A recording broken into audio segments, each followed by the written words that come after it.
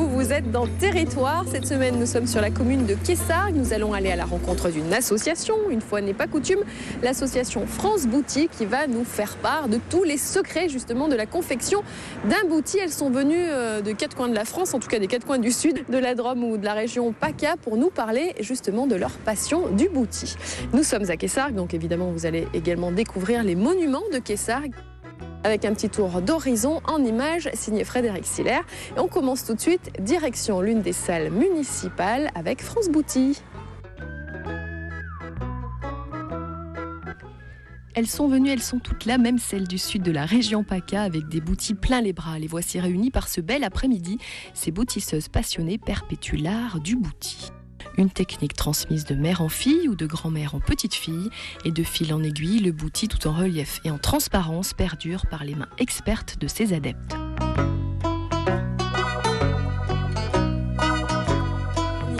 Oui. Bonjour. Bonjour. Vous êtes la présidente de l'association. Oui, présidente de l'association France Bouti depuis 1 an maintenant. Donc j'ai repris cette association qui a été créée en novembre 2007 par Madame Annie Noual et Madame Huguette Roux. Donc j'ai repris l'association l'année dernière en cours de route. D'accord. Et là aujourd'hui vous avez réuni... Eh bien, aujourd'hui on a réuni des artistes du bouti. De temps en temps on se retrouve et on aime bien passer l'après-midi, faire un partage, un échange, parce que l'association, le but c'est promouvoir, transmettre et partager. Et revaloriser le bouti, mais le bouti à l'ancienne, le vrai bouti. Donc voilà. Et des dames qui viennent d'un peu partout. Alors il y a des dames qui viennent donc de l'Hérault avec Hélène. Vous avez ensuite une dame qui vient de Lyon, Josette. Après Francine et voilà, elles sont toutes les deux de Nîmes, et Chantal Geoffroy qui vient du Var.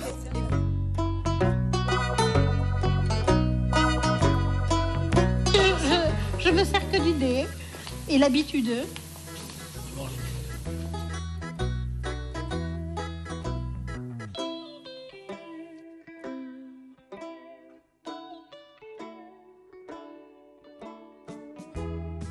Nous sommes avec Hélène qui vient de Moguio, et elle va nous présenter son travail. On le voit devant nous. Alors expliquez-nous, un jupon, il est d'une taille assez conséquente? Eh bien, il a 3 mètres, si vous voulez, d'envergure, quand il sera cousu, terminé. Et il a 1 mètre de haut, et là, c'est à peu près 30 cm, rien que attaché, mais sans rien. Il ne sera pas piqué, matelassé, je veux dire, hein, parce qu'il faut au moins d'épaisseur, puisqu'il sera porté actuellement. Combien d'heures de travail, en fait, pour arriver à ça? À peu près 3500 heures de travail, sans compter le dessin. Alors justement, expliquez-nous les étapes au départ, comment vous travaillez? Eh bien, d'abord, il faut imaginer des dessins, ou les trouver, les mettre ensemble sur du papier, puis après les transcrire sur du tissu.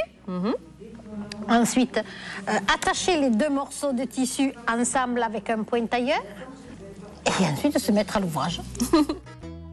Il est assez anachronique parce qu'il ne représente pas une époque vraiment, puisque j'ai mis différentes années, si vous voulez, de siècles même, dans le même bouti.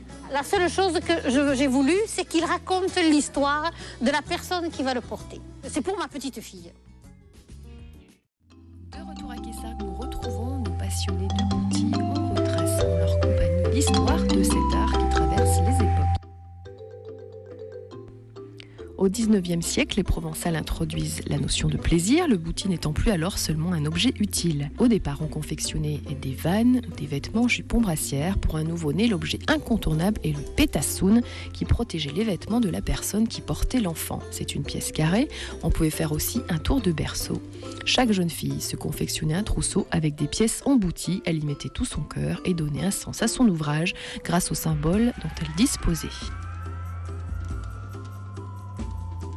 En compagnie de Monique, une passionnée historienne du bouti, nous découvrons justement l'un de ces boutis anciens. J'ai amené ici 2 pièces, enfin une grande pièce, mais qui sont en fait la réunion de 2 pièces qui étaient des chauffoirs. Ces pièces étaient faites donc au XVIIe siècle, à une époque où on n'avait pas de serviettes éponges ni de linge de toilette, des pièces qui étaient faites pour aider les femmes enceintes qui allaient accoucher. Elles se mettaient ces pièces sur le ventre parce qu'on pouvait les mettre à l'étuve, on pouvait les laver et elles étaient résistantes. Et donc elles s'en servaient pour on pensait que ça aidait, que ça allait les aider à enfanter. Et ces 2 pièces étaient faites d'une technique un peu particulière qui est ce qu'on appelle la piqûre de Marseille, c'est-à-dire au point arrière, point contre point, et qui avait pour but à la fois de consolider la pièce et en même temps de l'embellir. Et les motifs décoratifs sont extrêmement nombreux, chargés, et avec une symbolique souvent héritée de la Renaissance, avec des grenades, des paniers remplis de fruits, de cornes d'abondance, ou encore de chiffres. Ici, il y a un chiffre avec des initiales qui ont été faits pour une famille à la commande. C'était des pièces qui étaient commandées à des ateliers de futainiers qui avaient le monopole de la fabrication de ces ouvrages, et ils les diffusaient ensuite. C'est une technique, d'abord sans doute il y a eu le matelassage, c'est-à-dire 3 épaisseurs de tissu, un dessus, un dessous et à l'intérieur une nappe de coton qui était piquée pour consolider, toujours pareil, et obtenir des tissus plus solides. Et on utilise ces techniques en Provence, à Marseille toujours, dès le Moyen-Âge, pour faire des couvertures, des vannes. On va mettre sur des lits, et elles sont souvent en coton ou en soie. Cette technique perdure, et en même temps, au Moyen-Âge, à la fin du Moyen-Âge, à partir du XIIIe siècle, des ateliers de brodeurs, les futainiers, vont avoir le monopole de ce travail sur les toiles de coton et de lin pour fournir des pièces de layettes, de toilettes, du linge de toilette, des jupons, pour les vendre. Et à partir de ce moment-là, cette technique va se diffuser. Alors ces pièces étaient fabriquées essentiellement à Marseille, Marseille qui connaît le coton depuis l'Antiquité, puisqu'elle est ouverte sur la Méditerranée depuis 2600 ans. Le coton arrivait des Indes ou du Proche-Orient. Il était souvent donc tissé, et à Marseille, les ateliers transformaient, ornaient ces toiles de coton de façon à faire une plus-value dessus et à gagner davantage d'argent, puisque Marseille par elle-même n'a pas de terroir qui lui permettait d'avoir une richesse en produits locaux. Et c'était surtout la mer qui fournissait ces richesses. Ces toiles, ici donc, je vous disais, on avait 2 chauffoirs qui étaient placés sur la dame qui allait accoucher. Ils étaient faits pour être lavés à une période où on n'avait pas de layette, de linge de toilette. Et dans la plus grande, j'ai amené aussi une plus grande pièce qui est faite, qui est une toilette. En fait, c'est toujours la même chose, une nappe qu'on mettait sur une table sur laquelle la femme, le soir, déposait ses colifichets, ses poudres, ses parfums. Ces 2 pièces sont faites en lin. Elles ne sont pas faites en coton, les 2 pièces ici. Elles sont faites en lin, et à l'arrière, pour faciliter le travail de méchage, la toile utilisée est plus grosse, ce qui permettait de glisser la mèche à ce qu'on ne voit pas d'envers. Il n'y a pas de mèches qui sortent sur l'envers. Elles sont toutes dissimulées dans les points, dans la trame de la toile.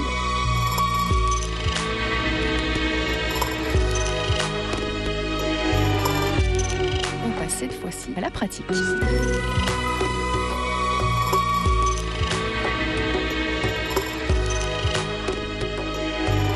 Ils étaient pas photographié, mais ils l'ont photographié. Le livre sur le bouti il y a longtemps.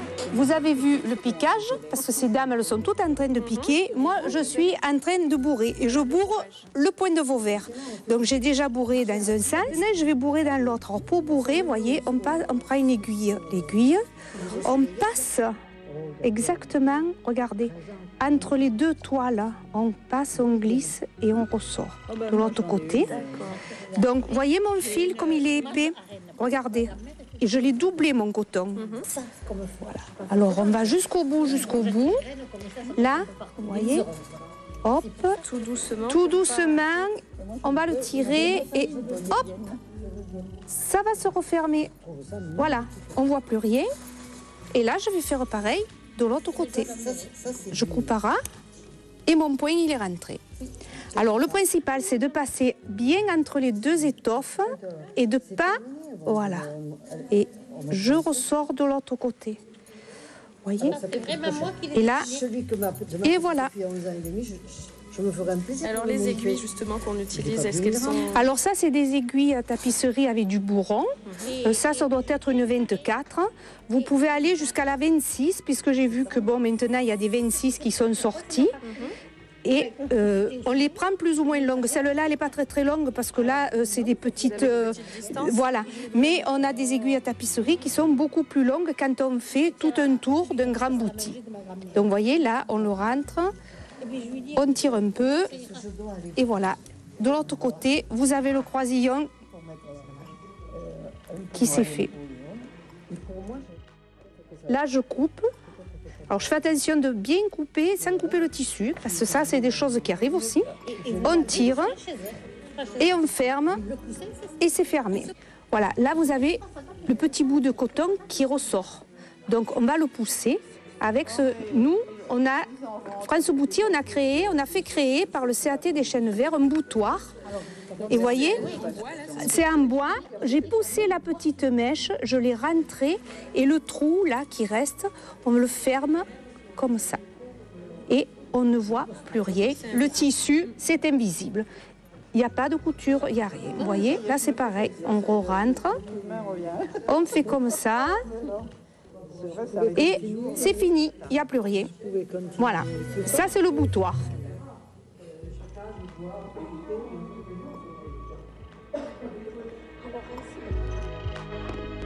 Nous retrouverons les boutisseuses de France Bouti tout à l'heure. Pour l'instant, rubrique recette du jour. Parler du travail qu'on voit ici et des pièces qu'elles ont amenées chacune. Alors Chantal nous a amené... Au 12 du fil blanc du journal de l'association, en petit challenge, il y avait la photo d'un bas de jupon en dentelle avec l'idée de la transformer en motif de boutique. Bon, d'accord. Chantal relève le challenge. Challenge relevé. Donc avec la photocopieuse, on l'agrandit, on retravaille son dessin, voilà. On l'agrandit encore, je dois avoir un morceau. On le met à la dimension que l'on désire. Et ensuite, je prends un papier quadrillé, parce que c'est bien plus sûr de compter les carreaux. Voilà. Je trace mes diagonales, je cherche mes milieux de côté, il faut que ça soit géométrique, que j'invente, enfin, j'adapte un angle. Et voilà, après, l'ouvrage terminé. Un petit peu en transparence, vous l'avez là.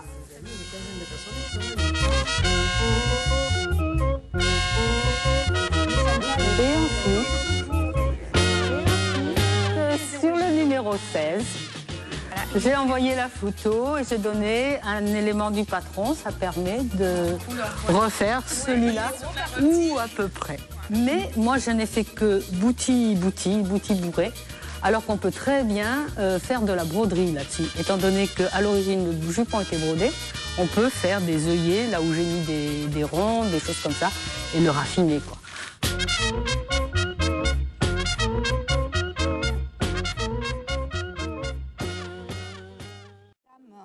Qui sont là, donc vous voyez, elles sont en train de travailler. La Josette qui est notre vice-présidente, notre trésorière, toutes les deux tirent l'aiguille gentiment, elles font leur point. Vous vouliez parler d'une absente, par contre. Par contre, qui cet compte après-midi, beaucoup parce qu'elle vous a transmis cet après-midi, son on n'a pas savoir-faire. de chance. Nous avons une grande absente. C'est Madame Gossin. Et Madame Gossin, pour nous toutes, c'est vraiment quelque chose d'important. C'est elle qui a fait ressortir le bouti dans tout le Languedoc. Elle est connue de partout. Elle a même été déjà au Japon. Donc, c'est vraiment une idole. Et on est toutes descendantes de Madame Gossin. Il faut le savoir ici. Les membres de l'association France Bouti, présente aujourd'hui à Quessargues, ont appris l'art du bouti, du savoir et des doigts expérimentés d'André Gossin. La première descendante de Madame Gossin, elle est là, elle s'en va. C'est Francine Borne. Cette passionnée très occupée n'a pas pu venir aujourd'hui à Quessargues, mais elle est présente dans les discussions de ses amies boutisseuses. Et Francine, qui a appris avec elle, transmet elle aussi sa passion en donnant des cours ça et là. Très active, elle se balade dans toute la France. Moi, j'aime bien parler de tous mes boutis, qu'ils soient faits au point de Vauvert, qu'ils soient faits au point avant, au point de Pic. Il est évident que le point de Vauvert, je l'ai découvert. Voilà, je ne l'ai pas inventé. Voilà. C'est pour ça que j'étais passée dans le fil blanc pour donner l'explication et l'origine du point de Vauvert. Le point de Vauvert, le voilà. Voilà, le point de Vauvert. C'est un point que faisait rarement la Provençale, mais je l'ai découvert dans une exposition, d'ailleurs avec Madame Gossin. Et puis je me suis évertuée à le recopier. J'ai été invitée à démontrer le bouti à des Américaines à Paris. Je leur ai montré un petit peu de point de Vauvert. J'ai su qu'elles avaient fait du point de Vauvert en Amérique. Alors donc, résultat, j'ai dit il faut absolument le mettre au point avec les Européennes. Et comme j'enseigne en France et à l'étranger, voilà, c'est parti. C'est parti. Alors un exemple, ici ce sont les points avant. Ici c'est le point de chaînette. D'accord. Ici le point de tige. Je dois dire une chose, c'est que j'ai rencontré dans mes cours, j'ai enseigné pendant 10 ans au musée Soleillade. Et une fois, j'ai eu un bouti. Cette dame ne savait pas qu'elle avait un bouti dans son sac. Et sa maman le lui avait offert, enfin bon, etc. Dans une kermesse, elle avait acheté ça. Il a atterri dans ses armoires. Je lui dis, il est aux armoiries ducales. Il est magnifique. Disons qu'il n'a pas de prix. Et il y avait tous les points de broderie dessus. C'est-à-dire du point de tige, du point de chaînette, du passé en piéton, du point de nœud. C'était une vraie encyclopédie. Absolument. En fait. Alors, à l'heure actuelle, on me dit Francine Borne, elle innove en faisant tous ces points. Pas du tout. J'ai simplement déjà, copié.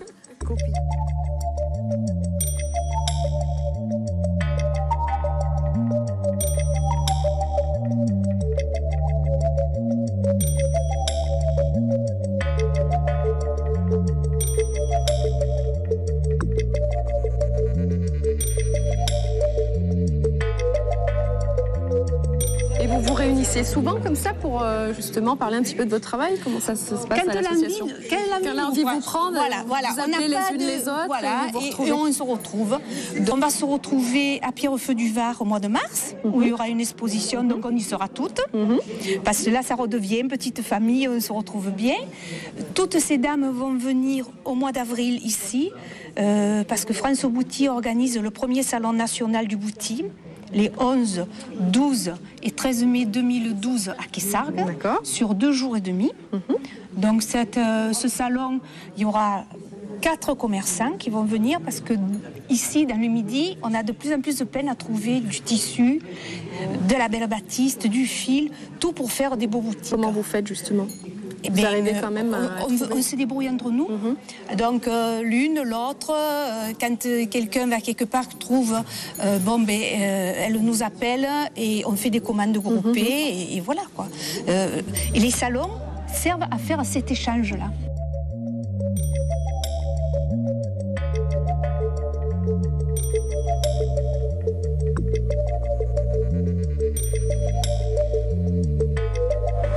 Voilà une nouvelle tranche de de vie dans vos villages gardois. C'est la fin de ce territoire. On se retrouve dès la semaine prochaine pour de nouvelles aventures. Je remercie évidemment tous les intervenants dans cette émission et Frédéric Siller qui s'est amusé avec le soleil et toutes les images qu'il a signées pendant l'émission. Je le remercie énormément. C'est grâce à lui que vous pouvez découvrir tous ces magnifiques villages. Je suis sûre que ça vous donne l'envie de les visiter.